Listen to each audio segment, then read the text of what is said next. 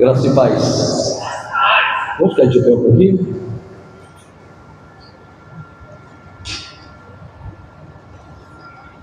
Nós viemos para... Eu vi pessoas cantando. Eu não vi pessoas adorando. Vamos adorar? Adorar é reverenciar. Adorar tem a ver com aliança, tem a ver com intimidade, tem a ver com obediência, tem a ver com derramar, se expor, se esvaziar. Adorar tem a ver com alinhamento, a terra alinhada aos céus. Adorar é estar mais perto do Pai. Eu vi a voz do Pai,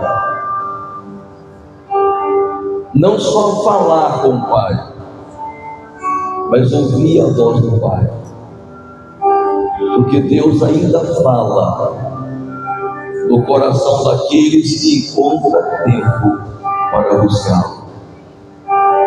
A Bíblia diz: perto está o Senhor de todos aqueles que invocam o seu nome.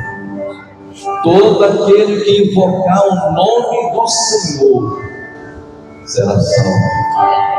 Levanta suas mãos para o Pai. Levanta o seu rosto para o Pai, para o doador da vida, aquele que gerou você nele mesmo e te trouxe a essa terra com um propósito, para trabalhar no nosso caráter, nos moldar, para voltarmos para os braços dele na eternidade. Aleluia. Abra sua boca e começa a bendizer. Glória a Deus. Glória a Deus. Dê o seu melhor para Deus. Deus não tirou o pior dele para dar para nós. Deus tirou o filho dele para morrer no meu lugar, no seu lugar, para que a gente tenha vida. Todo culto ao Senhor, você tem que se abrir. Senão você vem vazio e volta vazio para casa. A gente não veio para assistir um culto. A gente veio cultuar, participar de um culto. Amém, filhos? Glória a Deus. Abra sua Bíblia no livro de Mateus, capítulo 24.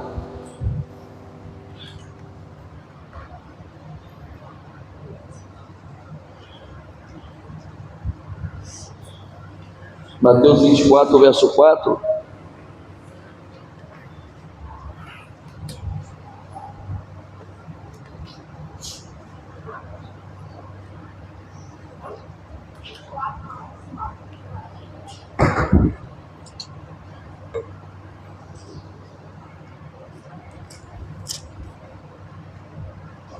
Mateus, capítulo 24, verso 4. Prontos?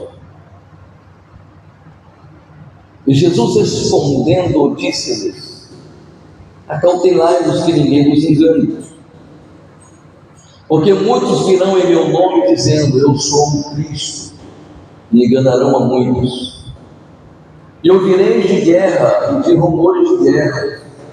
Olhai, não vos assusteis, porque é necessário que isso tudo aconteça, mas ainda não é o fim. Porquanto se levantará nação contra nação, reino contra reino, e haverá fomes, pestes e terremotos em vários lugares. Mas todas essas coisas são o princípio das dores. Então vos hão de entregar para seres atormentados, e matar-vos-ão, e sereis odiados de todas as nações, por causa do meu nome. Nesse tempo, muitos serão escandalizados, trair-se-ão uns aos outros, e uns aos outros se aborrecerão. E surgirão muitos falsos profetas, que enganarão a muitos, e por se multiplicar a iniquidade, o amor de muitos se esfriará, mas aquele que perseverar até o fim será salvo. Amém? Pode ser assim. Nós estamos falando sobre o arrebatamento da igreja, sobre escatologia. Escatos, últimos. Logia, estudo. Escatologia é o estudo dos últimos dias. E a gente está falando sobre o livro de Apocalipse, o livro da revelação. Nós falamos que a igreja vai ser arrebatada, os mortos em Cristo ressuscitarão primeiro, depois nós, os vivos que ficarmos, seremos arrebatados e encontraremos o Senhor nos ares, e assim estaremos para sempre com o Senhor na boda do Cordeiro, que são 7 anos. Nesse período de 7 anos, a boda do Cordeiro vai começar a grande tribulação. A terra nunca viu tanto sofrimento quando Jesus arrebatar a igreja, porque os primeiros anos vai ser tranquilo, mas depois de 3 anos e meio, depois de 42 semanas, ou 1260 dias, conforme o livro de Daniel, que fala de um tempo, depois 2 tempos e metade de um tempo. Um tempo é um ano. Então, depois de 3 anos e meio, começa a mais terrível tribulação que você possa imaginar na vida das pessoas. Nós falamos das 7 trombetas, que Deus vai mandar meteoro, vai mandar cair estrela, que vai, a terça parte das águas vão estar contaminadas, que haverá um sofrimento terrível. Nós narramos isso. Mas hoje eu quero falar daqui a pouco sobre as 7 taças, que é pior do que as 7 trombetas, é praga pior do que a primeira. Mas interessante que mesmo Deus derramando a sua ira, as pragas e mais praga, escuridão, doenças, os homens continuarão com o coração endurecido, não se arrependerão, continuarão roubando, prostituindo, usando a feitiçaria e se afastando de Deus, porque haverá ainda uma chance, e mesmo assim muitas pessoas vão desprezar. No capítulo 11 fala de 2 testemunhas. Todo o capítulo 11 fala das 2 testemunhas. Aí algumas pessoas acham que essas 2 testemunhas que vão pregar 3 anos e meio na terra, Deus vai mandar 2 profetas, e eles vão pregar 3 anos e meio. Depois vai passando no capítulo 11, verso 1, 2 de Apocalipse, 1, 2, 3, 4, 5, 6, 7, que eu estou narrando, e pode ser que vocês vejam até não. Esses 2 profetas, essas 2 testemunhas vão pregar com veemência. Haverá uma chance, mas as pessoas vão odiar essas 2 testemunhas. E a Bíblia diz que a besta vai matar essas 2 testemunhas. E porque 3 dias e meio o corpo deles estarão na praça, ninguém vai tocar, não serão sepultados, é o que a Bíblia diz. E depois de 3 dias e meio eles ressuscitarão, e o Senhor os levará para si. A pergunta é: quem são essas 2 testemunhas?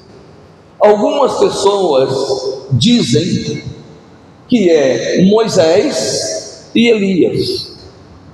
Por que Moisés e Elias? Porque foram os dois que apareceram no monte da transfiguração.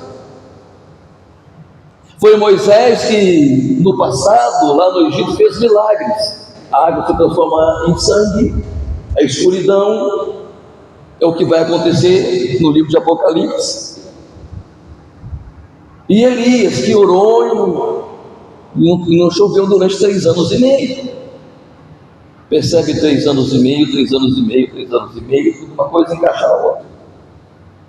Outras pessoas acham que é Enoque e Elias. Por quê? Porque nenhum dos dois provaram da morte. É uma possibilidade.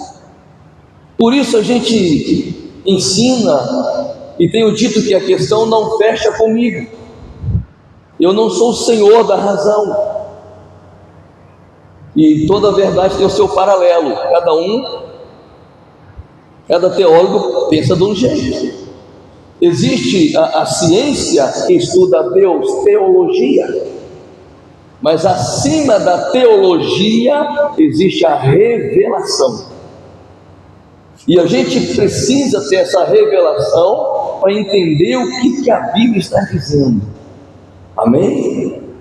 Amém? Aí haverá, verso 13 do capítulo 11, quando essas testemunhas forem retiradas, haverá um grande terremoto que a terra nunca viu. Geralmente quando tem um terremoto eles marcam lá a escala Richter, né? O 7, 8, 6. Mas vai ser um terremoto tão grande.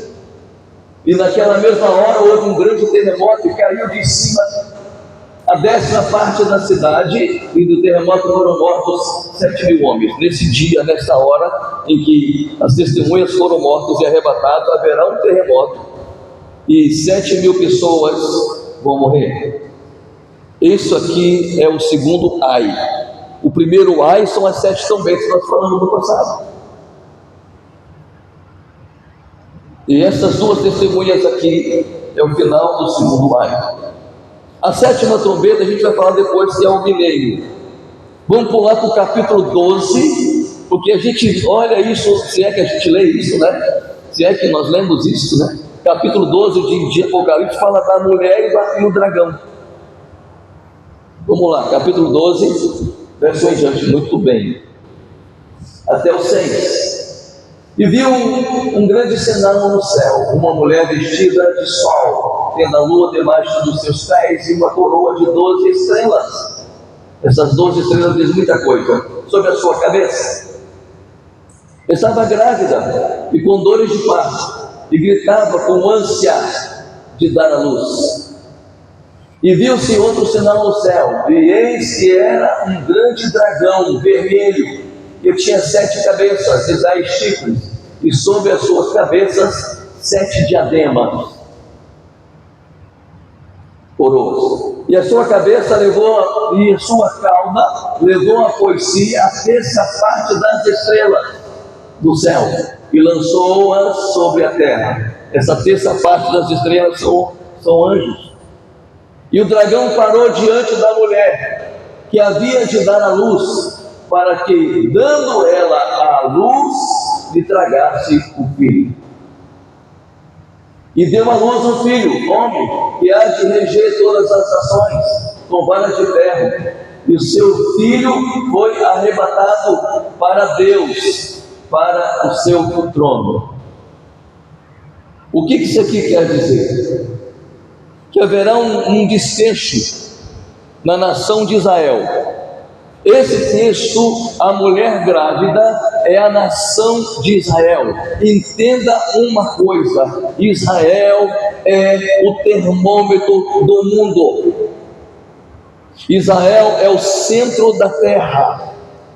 Israel é a figueira, é a videira que vai voltar a brotar, e quando ela brotar, esse é o sinal. Israel Hoje tem uma pátria e hoje tem uma nação. Isso em 1948, se não me falha a memória. Não tinha pátria, não tinha nação. A figueira voltou a brotar.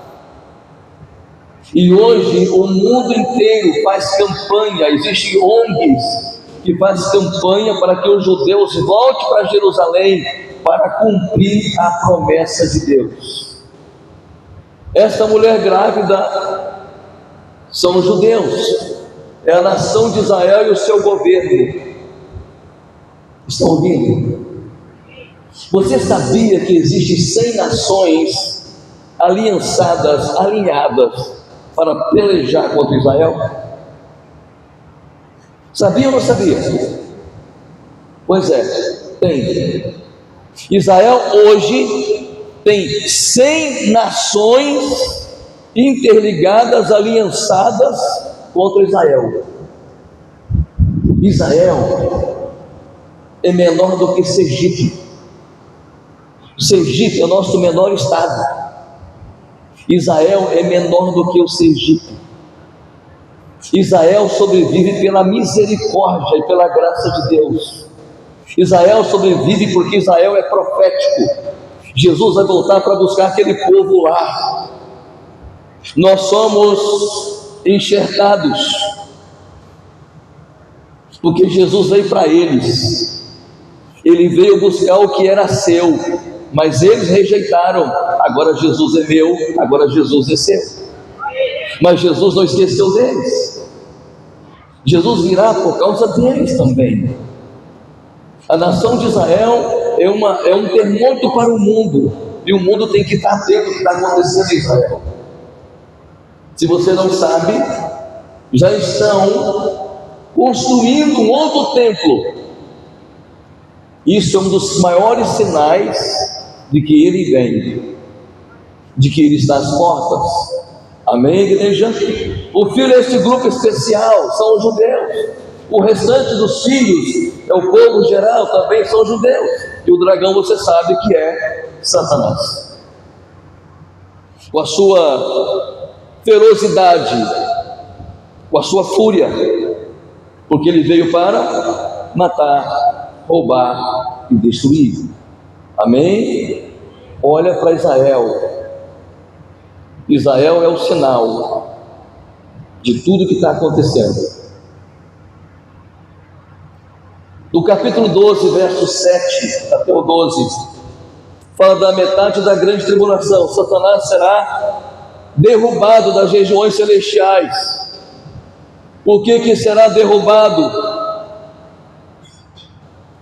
Porque ele não tem casa. Quem nasce na terra é o quê?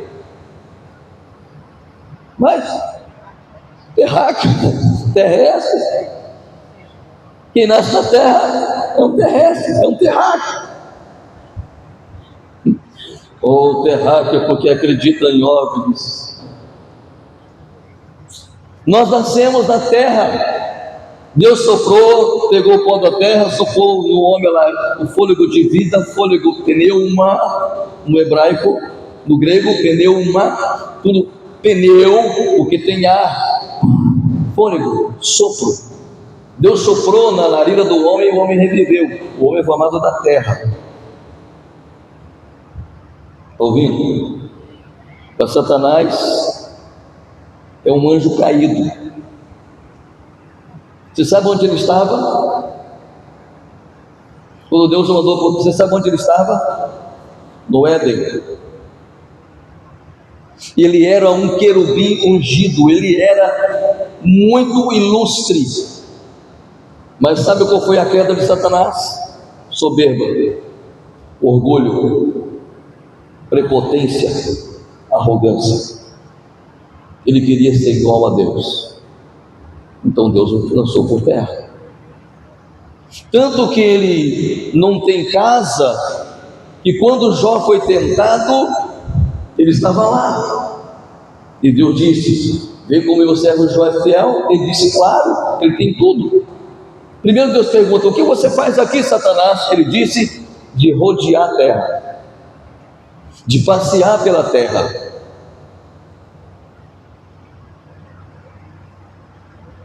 Ele não tem casa, mas ele passeia pela terra. No capítulo 6 de Efésios, verso 12, você já conhece isso aqui de cor e salteado.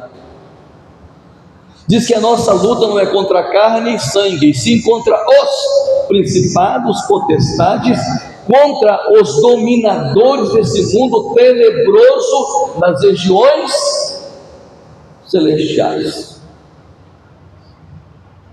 Satanás está numa dimensão celestial. Ele atua nos ares. Por isso que toda rede de televisão tem um canal aberto para Satã. Você sabia disso? Toda emissora de televisão sabe que tem um canal aberto para Satã, porque ele atua nos ares. E aonde estão os satélites? Estão ouvindo, igreja? Então Satanás será derribado dessas regiões celestiais. Tu vou em Efésios 6:11? Sim, Ana?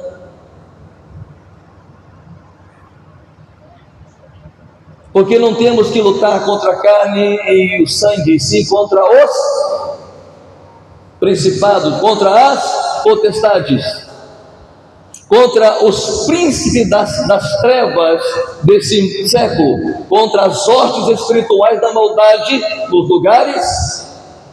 Então, há uma guerra espiritual e Satanás está nas regiões celestes.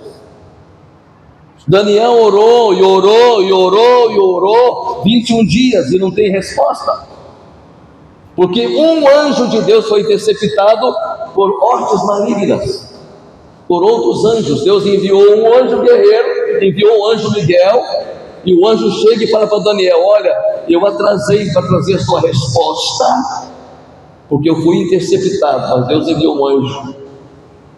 Há uma guerra no mundo espiritual. O nosso problema é que nós somos terráqueos, terrestres, e pensamos só nessa dimensão. Essa dimensão é um nada, essa dimensão é pouco. Tem pessoas preocupadas com riqueza, tem pessoas preocupadas com fama, tem pessoas preocupadas com prestígio. Tudo isso aqui é efêmero, tudo isso é passageiro.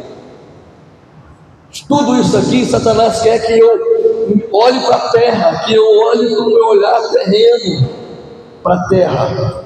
Ele não quer que eu olhe para cima, porque é do alto que vem a resposta, é do alto que vem a revelação, é do alto que vem o poder de Deus, é do alto que vem a graça, é do alto que vem o favor.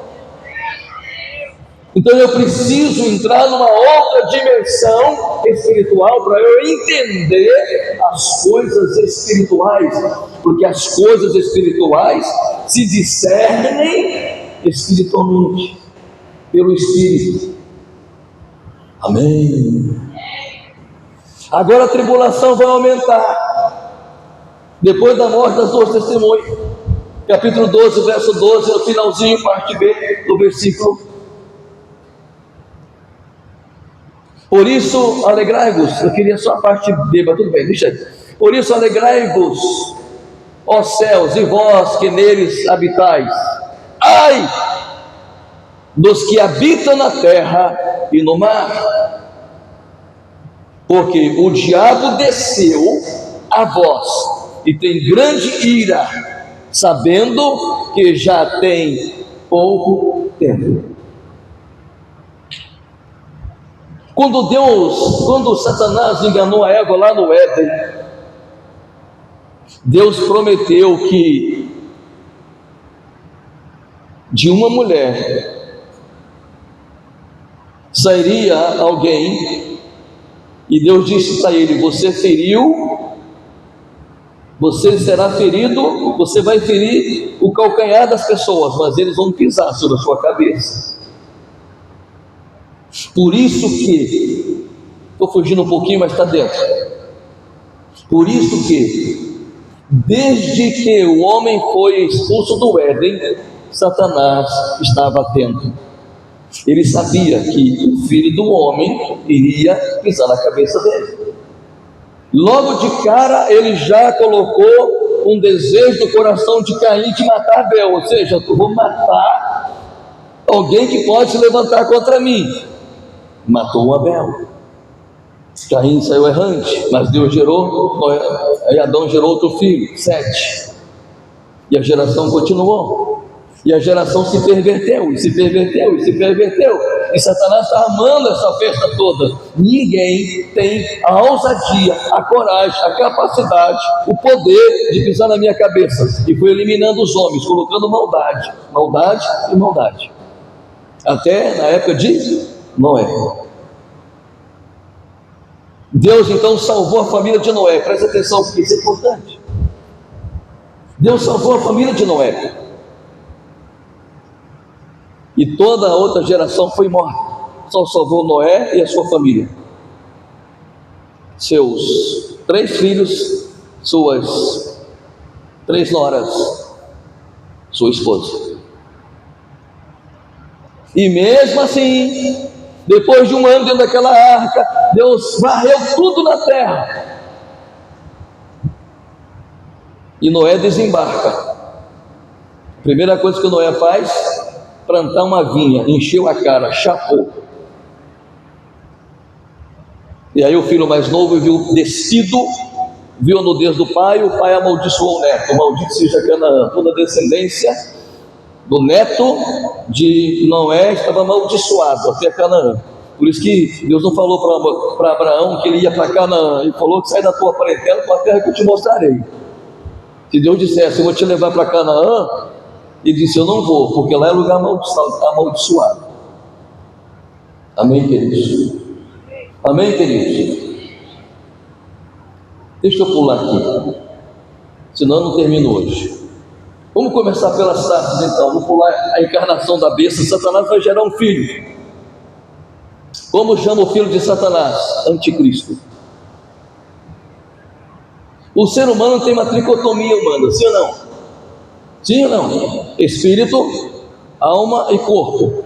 Essa é a ordem, tá bom? Nunca coloca ao contrário não, porque primeiro o homem é um ser espiritual, que tem uma alma, sua psique, que te faz ver, enxergar, agir, sentir, falar, suas emoções, seu sentimento, e Deus fez uma casinha para a alma e o espírito habitar. Por isso que a Bíblia fala que o nosso corpo é templo do Espírito, e eu não posso contaminar esse templo. Quem está entendendo, diga amém. Assim como tem a tricotomia humana, Deus também é triuno: Pai, Filho e Espírito Santo. Criador, Salvador, Consolador. Satanás também gosta de imitar Deus. Ele vai ter a sua trindade satânica: o anticristo, a besta e o falso profeta. Amém? Tudo isso está no livro do capítulo 13 de Apocalipse. Vamos partir para um negócio mais violento aqui. Capítulo 16. Aqui começa as 7 taças da ira de Deus. Já não bastou as trombetas do passado, do capítulo 8, destruição total, os homens pedindo para a rocha cair em cima deles, a morte vai fugir das pessoas. Não bastou isso, agora começa umas pragas terríveis.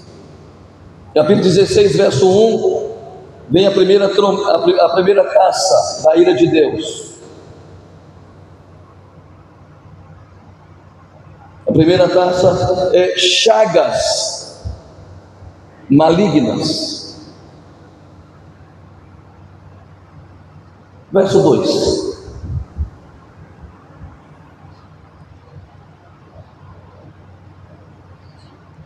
Foi o primeiro, o anjo, tá bom? Foi o primeiro e derramou a sua taça sobre a terra. Fez-se uma chaga má e maligna nos homens que tinham o sinal da besta e que adoravam a sua imagem. Essa chaga é pior do que um câncer. Pior do que aquela praga do livro de Êxodo, capítulo 9, quando Moisés orou e houve uma praga sobre os egípcios, aquelas doenças que causavam feridas, e Deus disse: vai lá, pega o pó de algo que do fogo, como chama aquilo? Munha? Como chama o pó da madeira? Cinza. E joga para cima. Quando ele fez isso, houve praga de doenças terríveis dos egípcios, que os magos não podiam fazer nada. Uma sarna terrível, essa é a palavra que a Bíblia fala, uma sarna terrível, uma coceira terrível, uma doença terrível. Agora, esse primeiro anjo derrama a taça e haverá chagas, feridas que o homem nunca viu igual. E o pior, não adianta caçar morte, porque não vai morrer também não. Ouvindo, igreja? Vai ser uma epidemia mundial que vai espalhar no mundo todo, principalmente para aqueles que receberam a marca da besta. Ninguém vai comprar, ninguém vai vender, ninguém vai negociar se não tiver a marca da besta. Então o que as pessoas vão fazer? Pode colocar a marca.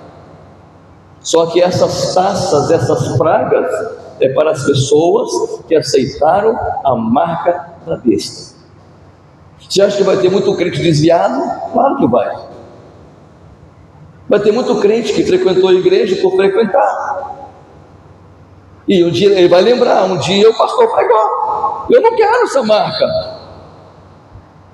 Vai perder a vida. Vai dar a vida pela sua salvação. Haverá uma esperança? Sim, haverá uma esperança. Mas a época da graça passou, a dispensação da graça passou, o favor de Deus passou, agora é juízo. Ele não vem mais como o cordeiro, ele vem como juiz, e ele está penalizando as pessoas que rejeitaram. Amém? Amém, amém?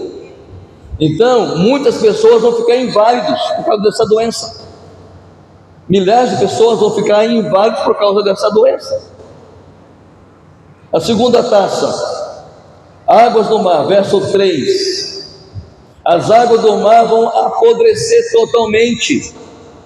O segundo anjo derramou a sua taça no mar, que se tornou em sangue como que um morto, e morreu no mar toda alma vivente. Todo ser vivente no mar morreu. O mar se transformou em sangue. Provavelmente uma podridão, um mau cheiro, um caos terrível. Lembra da trombeta? A segunda trombeta soou e a terceira parte das águas foram contaminadas. Agora não é mais a terceira parte das águas, agora são todas as águas, todas as nascentes, todos os rios, todos os mares. Amém? Olha a terceira taça, a água, versos 4 e 7. A água dos rios e das fontes tornar-se-ão em sangue. Não é mais a terceira parte, agora todas as águas se tornaram em sangue. Por que as águas estão transformando em sangue? Porque foi sangue derramado do justo, a começar pelo Cordeiro de Deus, que derramou o seu sangue, que mataram a Jesus. A própria religião que ele foi educado, que o matou. Aliás, eu não gosto de religião. Deveria ser a religação do homem a Deus, mas a religião é uma tragédia. A gente não gosta de pessoas religiosas. Aqui não tem religioso, aqui tem gente que aceitou a Jesus como Senhor e Salvador pessoal da sua vida. Amém? Essas águas no passado se tornaram amargas, agora elas se transformaram em sangue. Verso 6. Visto como derramaram o sangue dos santos, dos inocentes, dos justos e dos profetas, também tu lhes deste o sangue a beber, porque disso são,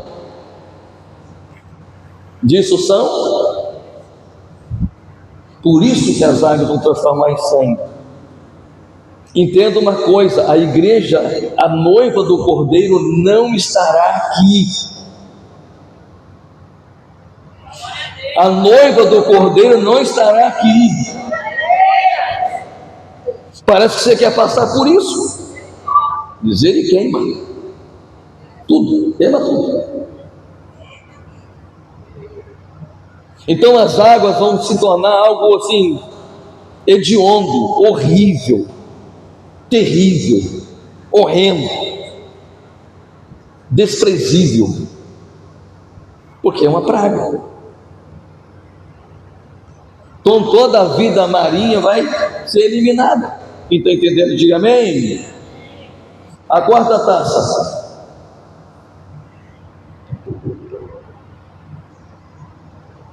Verso 8. Haverá um calor. Eu fico bem, ainda bem que você vai para o céu, bem. Porque eu nunca vi uma mulher para sentir tanto calor como essa. Essa mena não passa.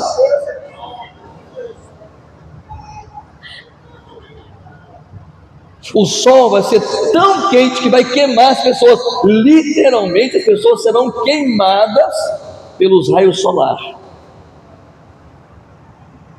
É o que está aí? O quarto anjo derramou a sua taça sobre o sol, e lhe foi permitido que abrasassem os homens com fogo. Vai queimar. Vai queimar.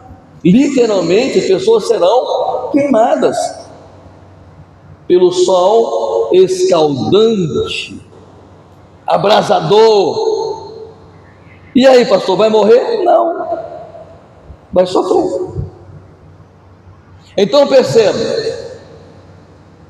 foram atacados pelas úlceras, foram atacados pela doença, pelas chagas. Não tem mais água saudável para beber, são queimados pelos raios solares, e ainda assim muita gente não vai dar glória a Deus. É o que a Bíblia está narrando. Quinta taça. Fala do reino da besta, o reino tenebroso, um período de escuridão. Quando se fala tenebroso, é escuridão. Assim como Moisés orou e houve escuridão no Egito, ninguém enxergava nada. Vai acontecer de novo. Pode ser essa uma das razões que ele voltará como testemunho. Deixa vocês pensarem, tá bom? Pode ser os dois. Pode ser Moisés e Elias, ou pode ser Elias e Enoque. Certo? Vai haver uma escuridão mundial. Não é só no lugar. Não é só em Israel que vai acontecer essas coisas, no mundo todo. Do mesmo jeito que aconteceu as trevas lá no Egito. Êxodo capítulo 10. Agora, mesmo com essas trevas, mesmo com a doença, com as feridas, mesmo com a falta de água, mesmo com calor abrasador, eles não vão se arrepender.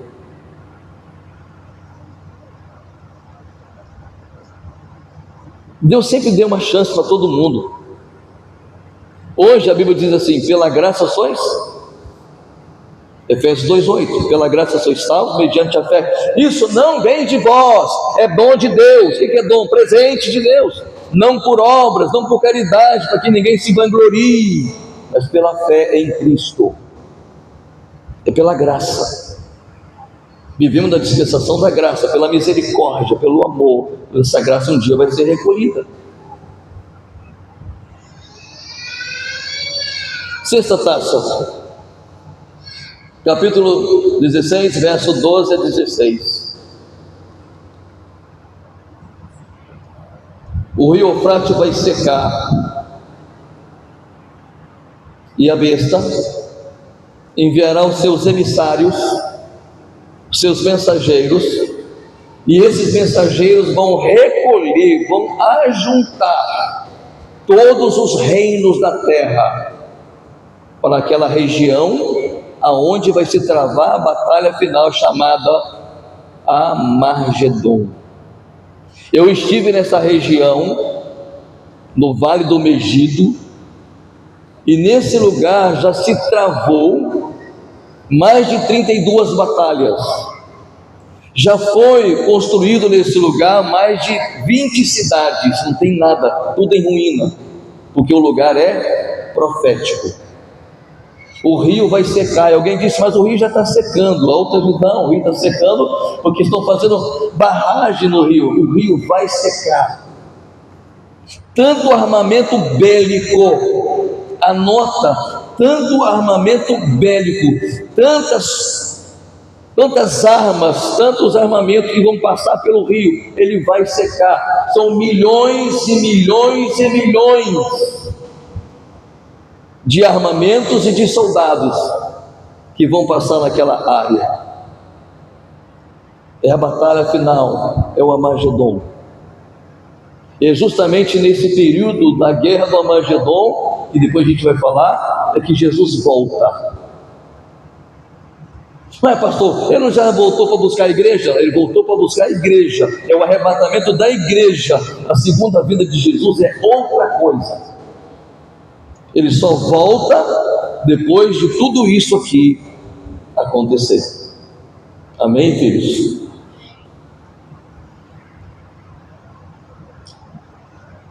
Então esse é o reino da besta. Há uma escuridão, a besta e o falso profeta vão blasfemar de Deus. Na verdade, o falso profeta vai criar uma imagem da besta. É como se eu pegasse uma pessoa e dissesse, agora vocês vão adorar essa pessoa aqui. Eu faço uma imagem, como as pessoas costumam honrar alguém, né? E faz aquele monumento ali. Vai fazer a imagem da besta, vai pedir o povo para adorar a besta. Só que o povo judeu não gosta de idolatria, apesar que tem muito idólatra lá. Quando eles perceberem que a besta vai falar, porque vai dar poder para falar, Satanás vai dar todo o poder de Satanás vai estar no anticristo, na besta e no falso profeta, para enganar as pessoas. E muitas pessoas vão estar iludidas e vão blasfemar contra Deus, porque o falso profeta e a besta vai colocar a culpa em Deus. As pessoas desse país fazem a coisa errada e colocam a culpa nos outros. Imagina na época da guerra do Armagedon, imagina na época em que a besta vai estar imperando, que o anticristo vai estar dominando. O que nós estamos vivenciando no nosso país, o que a gente está vivendo nesse mundo é só um princípio, é só uma preparação para o grande ditador mundial, para o anticristo reinar sobre a terra. E ele vai reinar durante 3 anos e meio, ele vai reinar absolutamente. Ele vai ter resposta para tudo. Eu já disse, ele é um gênio da ciência, ele é um gênio da economia, ele é um gênio da política, ele é um gênio do comércio, ele é um gênio da religião. As pessoas vão amar a besta. Como é que é, pastor? As pessoas vão amar a besta.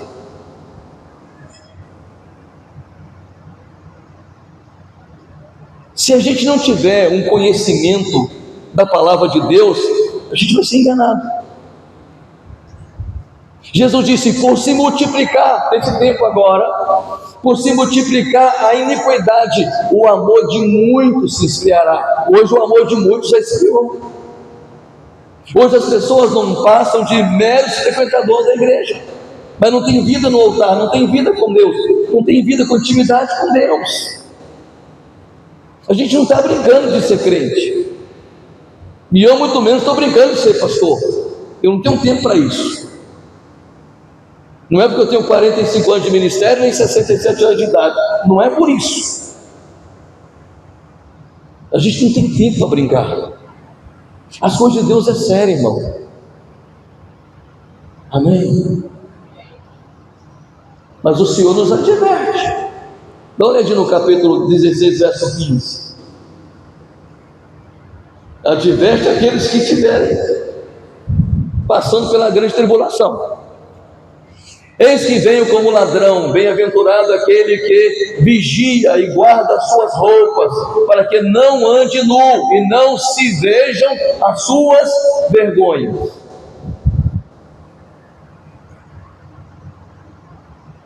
Vigie. Ele está dando uma chance. Espero que você não passe por isso.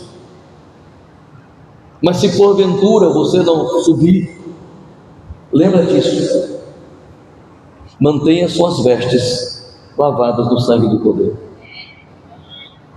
Não receba a marca da besta na sua mão nem na sua testa,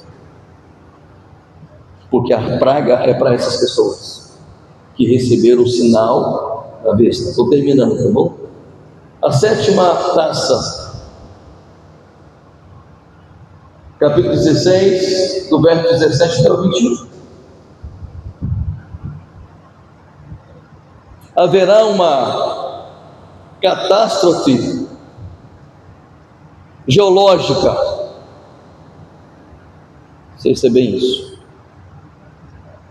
Porque haverá terremotos como nunca antes. E tem mais. Continue, vamos lá. O 7º anjo derramou sua taça no ar, e saiu uma grande voz do templo, do céu e do trono, dizendo: está feito. E houve vozes de trovões, de relâmpagos, e houve um grande terremoto, como nunca houve desde que há homens sobre a terra. Tal foi este tão grande terremoto. E a grande cidade fendeu-se em 3 partes, e a cidade das nações caíram. E da grande Babilônia são as capitais da promiscuidade, e as grandes Babilônias se lembrou de Deus para lhe dar o cálice do vinho. E da grande Babilônia se lembrou Deus para lhe dar o cálice do vinho, da indignação da sua ira. E toda a ilha fugiu, e os montes não se acharam. E sobre os homens caiu do céu uma grande saraiva.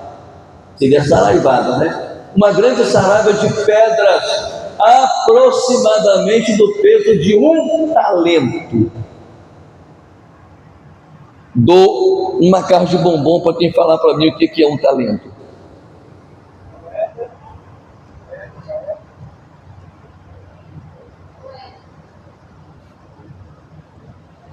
Sabe o quanto é 1 talento romano? 32 quilos. 1 talento hebraico, 1 talento hebreu, 30 quilos. Você entendeu? Vai cair pedras de mais de 30 quilos, de 30 a 50 quilos. Pastor, se cair o cara morre, não vai morrer. Como é que é, pastor? Vai ficar todo esmagado, mas não vai morrer.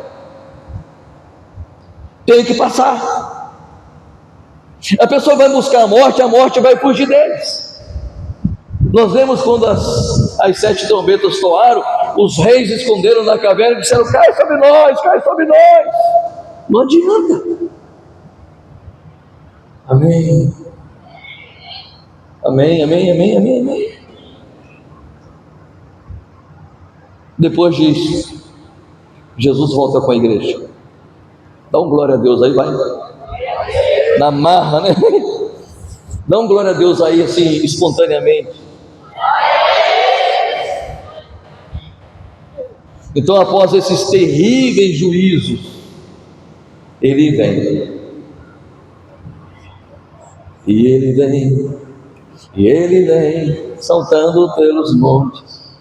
e ele vem, saltando sobre os montes, e nos seus olhos há fogo. Incendeia, Senhor, a sua noiva, incendeia, Senhor, a sua igreja, incendeia, Senhor, a sua casa, vem incendiar. Aleluia. Aí é que começa o reino milenar. Jesus vai reinar 1000 anos, a besta, o anticristo e o falso profeta serão lançados no lago de fogo e enxofre. Satanás será preso por 1000 anos. E aí, pastor, acabou? Não, depois de 1000 anos ainda vai ter gente que vai se rebelar contra o Cordeiro.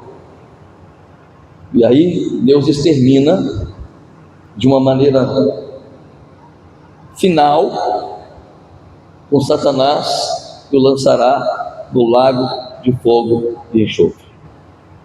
Amém? Domingo vai ser difícil de falar, vai ser difícil chegar a tempo, porque o próximo domingo a gente vai estar lá em Augustinópolis. Vou correr para chegar a tempo, tá bom? Amém, filhos? Fica de pé.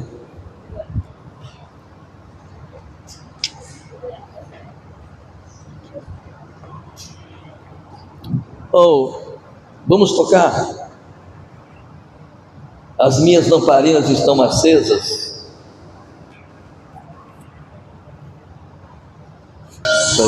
Lembra das 10 virgens? 5 prudentes. Pode continuar, vai, Paixão. 5 prudentes, 5 nécias foram se preparar para encontrar com o noivo. Ninguém sabe o dia nem a hora.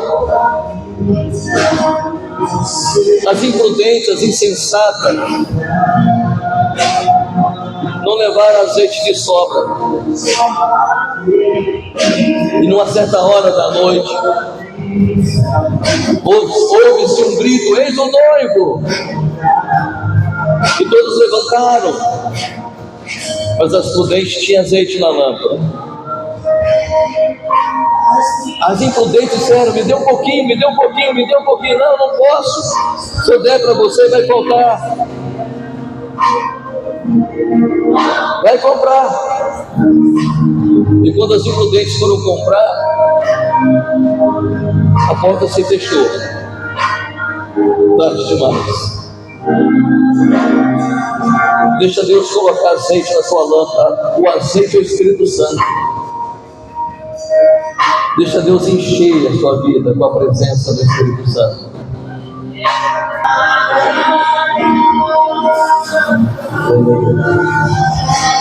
Aleluia. Aleluia. Levanta suas mãos e glorifica o Rei dos Reis. Aleluia. Pode se sentar.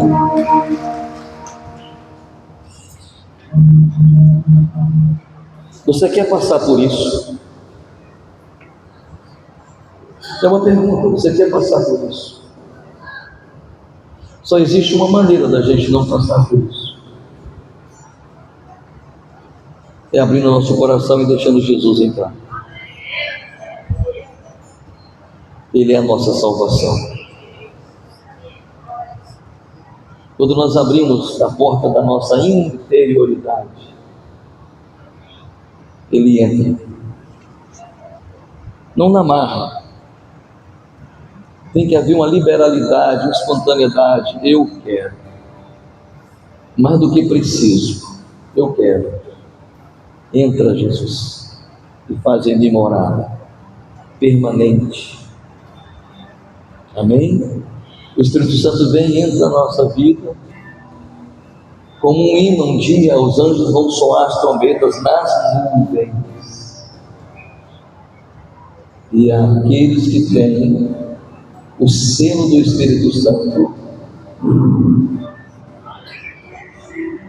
serão arrebatados. Estaremos com Jesus. Isso não é nenhuma falácia, não é nenhuma historinha de carochinha. Isso é a palavra de Deus. Vamos vivê-la com toda intensidade. Vamos abrir o nosso coração e vamos deixar Que a presença de Deus tome conta da nossa vida. Amém, filhos? Glória a Deus. Deixa eu dar os avisos aqui. Vou contar. Amanhã nós começaremos 3 dias de oração em prol da obra lá em Montenópolis. Jejum também, né?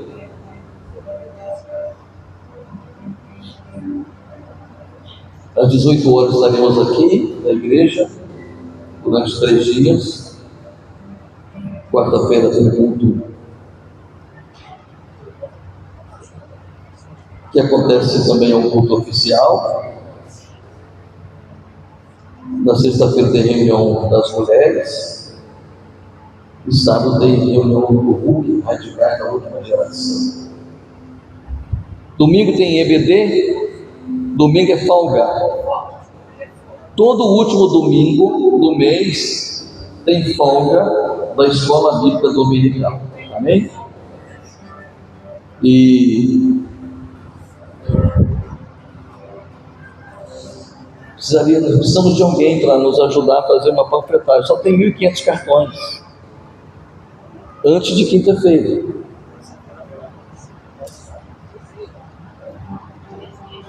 Tem tanta coisa para fazer lá que você nem imagina. Mas já deu tudo certo. A gente sempre agiu pela fé. Eu abri uma igreja no interior, nos anos 80. Não tinha nada, não tinha dinheiro, não tinha cadeira, não tinha nada. Lá chama carramanchão, aqui tem muito, essas casas de madeira. Fiz um tablado de madeira, não tinha cadeira, o povo ficou em pé. Um vizinho que trabalhava numa empresa chamada Rural Minas, tipo a Rural Teams, cerrou lá uns eucaliptos e deu para a gente alguns tocos de eucalipto. E começamos assim. Hoje tem uma linda igreja lá, na cidade de Caeté.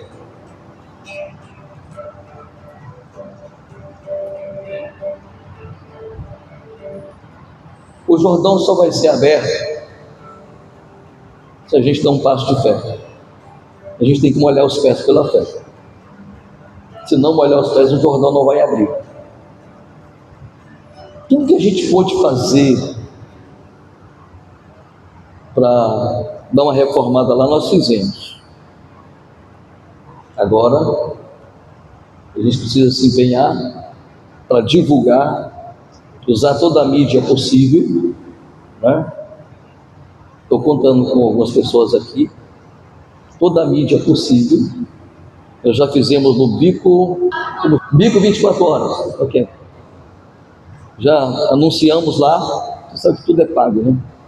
Vamos fazer propaganda volante, já mandei fazer um jingle. O Guilherme estava assim, nesta quarta-feira, não, nada disso, viu? Está nascendo uma nova igreja, um novo tempo, tá? Enfim, e vamos iniciar. Está faltando ar-condicionado, pastor, bebedor, pastor. Mas vamos, fica de pé. E no último domingo, que vai ser o próximo domingo, tem a celebração das células. Incentiva a sua célula para que todos estejam aqui na celebração. Amém, filhos? Tudo bem? Se Jesus voltar, você fica alegre? Se Jesus voltar, você não fica alegre. Se Jesus voltar, você sobe alegre. O Senhor te abençoe e te guarde. Que o Senhor faça resplandecer o teu rosto sobre ti e tenha misericórdia de ti. Que o Senhor te abençoe e te guarde e te dê a paz. Uma semana abençoada a todos nós, em nome de Jesus. Quem está nos visitando, sejam bem-vindos em nome de Jesus.